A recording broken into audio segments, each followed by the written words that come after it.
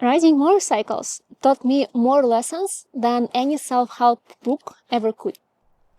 Some of these lessons came the hard way, and the most important ones have nothing to do with the riding itself. You don't know your limits until you push them.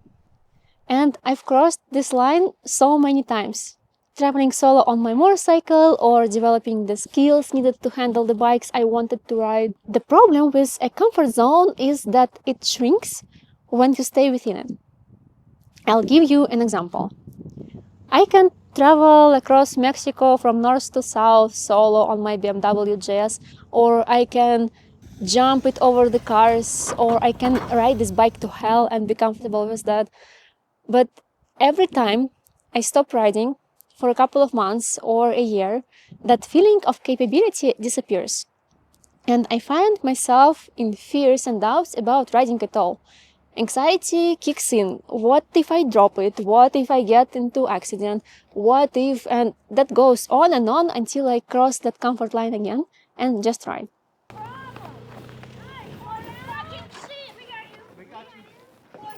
Okay. I told you we had you. Now let's talk about it. Hold on. Stop.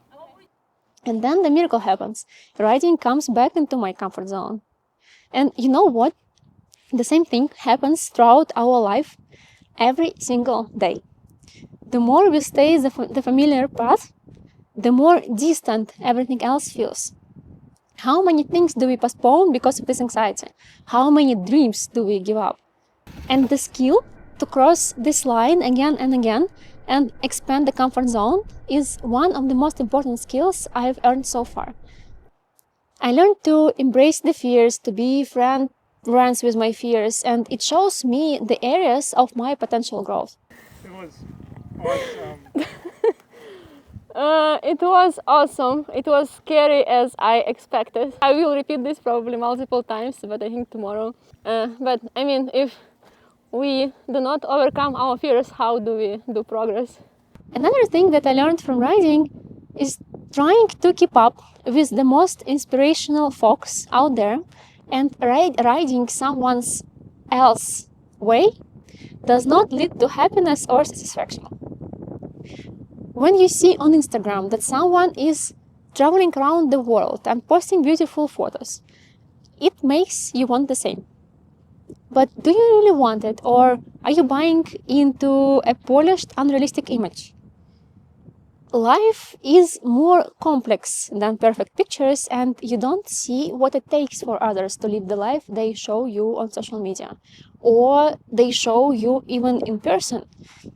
I thought I wanted to go after GS Trophy, for example, because I love pushing my limits, I love BMW GS bikes, and I enjoy achievements. But do I also enjoy what it takes to get there? A ton of money spent to bikes, broken parts, and potential injuries that can limit my travel. Or I thought I wanted to go full-time into motorcycle YouTube, because I love bikes, I love sharing, and I want to inspire people.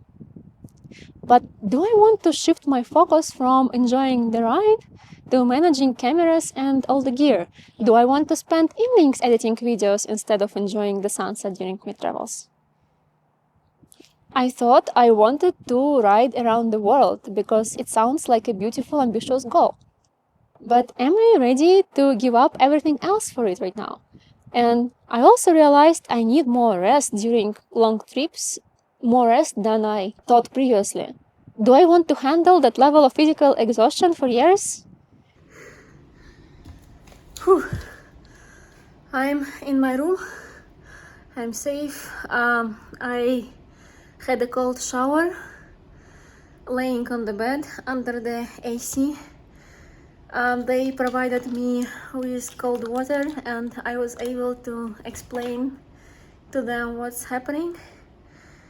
So I will be just laying naked under AC for a while till this thing is gone.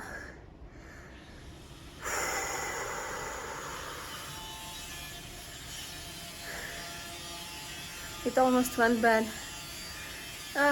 Well, I guess I would figure this out, but yeah, not fun. These are the hard questions. In the era of social media and the obsession with achievements, it's difficult to separate what's truly yours.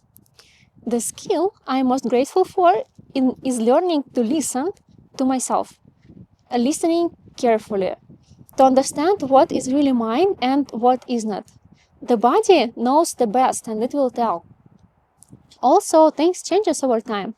We all go through ups and downs, through growth, through crisis, and being okay with these changes, being okay with finding yourself another person than you've been a couple of years ago, that's been a learning curve for me for sure.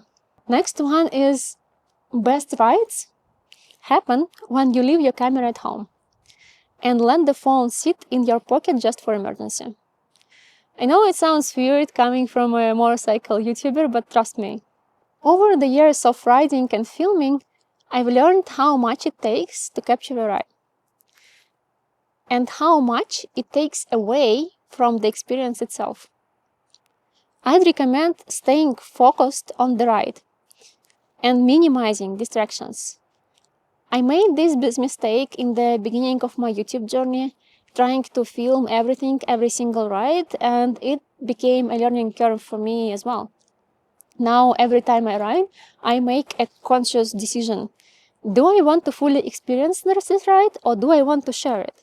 And don't get me wrong, sharing is beautiful and fulfilling, and that's why I do it. But in the era of social media, it's easy to lose focus and sometimes even lose parts of ourselves along the way. And the last one, you can do it, seriously. And you don't have to do it perfectly. For example, in 15 years of riding motorcycles, I have almost never been able to lift my bike off from the ground and if I drop it. And that did not prevent me from experiencing all the crazy adventures I've been through. Hello, people.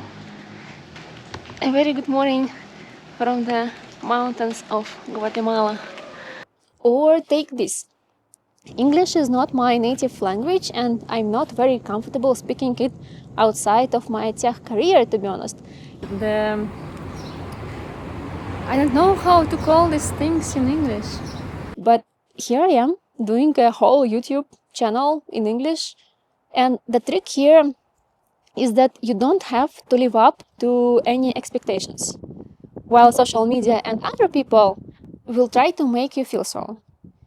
But I think what you have to do is to try to listen to yourself and give it a shot if you feel that it's truly yours. Let me know which lessons you learned from riding a motorcycle. And thank you so much for watching. I'll see you in the next one.